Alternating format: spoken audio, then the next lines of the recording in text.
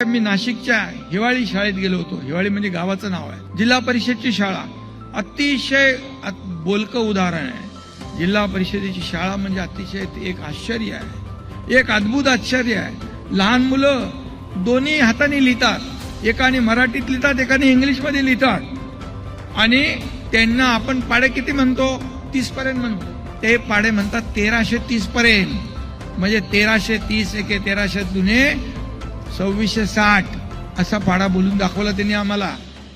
1 ते 100 कलम जी आहेत राज्यघटनेतली ते कुठलंही विचारलं लगेच त्याचा अर्थ सांगतात. अशी शाळा आपली जिल्हा परिषदची आहे. अनेक शाळा आहेत. एक शिक्षक काय करू शकतो त्याचं नाव गावित म्हणून आहे, किशोर गावित. पूर्ण त्यांनी डेडिकेशन आणि डिवोशन त्या मुलांसाठी दिलेलं आहे. अशा लोकांना देखील आपण पुढे आणलं पाहिजे.